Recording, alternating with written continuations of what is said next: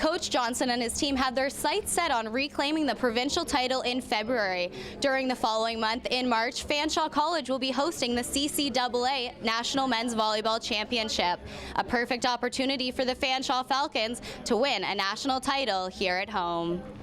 The OUA Championships are next weekend, and the Western University swimmers are searching for their personal best times in order to qualify for nationals. Taylor MacIntyre, Fanshawe Learns.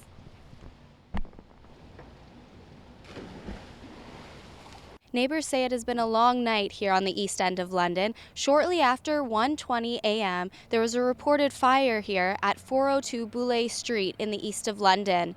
Neighbors say that they returned back to their neighboring townhouses shortly after 3:30 in the morning. I think about 1:30, my neighbor came pounding on the door, yelling about a fire, and then like 2 seconds later, the cops were here telling us to get out. The cause of the fire is unknown, and due to the amount of damage, the source may not be determined within the next few hours. It could take days or weeks depending on what we have to do. There's sometimes we have to call in engineers or send samples off to the Center of Forensic Science. The homeowner, a mother and her 4 children, were not present at the scene. Usually the lady and her kids are home all the time. I haven't seen them for a couple days though. Although there were no injuries as a result of the fire, the question of whether or not the incident is being deemed suspicious has not yet been eliminated. A representative from the Ontario Fire Marshal estimates the damages at $100,000. Fortunately, he believes that no one was inside of the townhouse at the time of the fire. Taylor MacIntyre, Fanshawe Learns. Wow, London, look at you! Canada's Prime Minister Justin Trudeau is scheduled to meet with newly elected U.S. President Donald Trump within the next 30 days, as reported Monday. Some of the major differences between Trudeau and Trump appear to be their stance on climate change, immigration laws, as well as NAFTA. I'm Ammar from Syria, refugee. Thank you, Canada. At a time where the world is starting to close its doors on refugees, Canada should open ours. We need to do more because we have understood that people coming to this country with nothing but a desire to work hard and build a better future for themselves and for their kids is what has made this country extraordinary. Even the past couple of days, I've been really been appreciating the diversity in Canada, and I love how he really emphasizes that diversity is something to be a strength rather than as a weakness. Regardless of political stripes, it demonstrates that you have a leader of a country that's willing to come to gymnasiums right across the country and to connect directly with Canadians. Less than 24 hours following President Donald Trump's inauguration, people around the world united in support of women's rights for the Women's March. Even right here in London, people are already calling for President Trump to step down. With the ensuing chaos south of the border, questions still remain about the reach of impact U.S. leader Donald Trump will have on Canadians. Only time will tell. Hey. Morning. Come on in. I'm just going to grab a coffee. There's no typical morning. I mean, I'm either going to the office or going straight to a job site or an appointment or something. So it never is the same way twice. But the coffee's the same.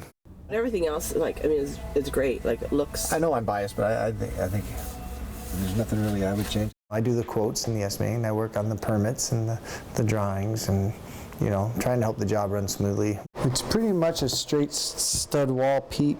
It's what I do, just as much as anything else who I am. It doesn't make the papers, but it's fun. I remember him saying his life is better now than it was before. Inspiring is kind of a funny word that gets thrown around sometimes, but it makes you think about your own life and what you take for granted. On April 30th, 1995, at the age of 27, Dave's life was about to change forever. I was going down really fast down the ice and got the puck, shot it over the net. And so I jumped over to defenseman, and when I went to cut in behind the net, I lost my footing and I went head first in the boards. 3 days later, Dave received his diagnosis. Without missing a beat, I looked up and I said, will this mean I'll never play the violin again? And he's like, no, I'm sorry, you won't. And my mom's at the foot of the bed, and she hits the bed, and she's like, David, because I never played the violin. You had to appreciate Dave's sense of humor, and he had it right from the day one. 20 minutes after he was hurt. 3 months following his accident, 2 players from the London Annihilators came to visit Dave in the hospital. I'll never forget this. I wheeled into the gym, and this guy just came flying by, and he just smoked the guy. And grabbed the ball, and as he's flying out of his chair, he yells, "Time out," and people cheered, and I signed up that day. I mean, I was hooked. I never thought I'd be a Paralympian. Jeez. After making Team Canada in 1998, the Belmont, Ontario native has competed in 5 Paralympic Games, bringing home 2 silvers and a bronze, along with the 2015 Para-Pan Am gold. When I first started rugby, I was brand new right out of rehab, so not only did he mentor me with the rugby side of things, kind of just everyday life too. In November 2016, he decided to retire as a national wheelchair rugby player. It was just time. I mean, Father Time, he's undefeated, right? I think I pushed him to like triple overtime, but I was really surprised. I got a call from the higher-ups for Team Canada, and I hadn't technically retired yet, and they offered me assistant coaching with Team Canada job. In his next chapter, Dave has the opportunity to continue to progress the game and to share his passion with more players, this time as a national coach. I couldn't even imagine what my life would have been without this sport. The Western Mustangs stampeded out of the gate thanks to some new help from their QB1. Quarterback and Calgary native Chris Merchant hopes his previous U.S. college experience brings continued success to the purple and silver. That's it for sports this week. Stephanie, back to you.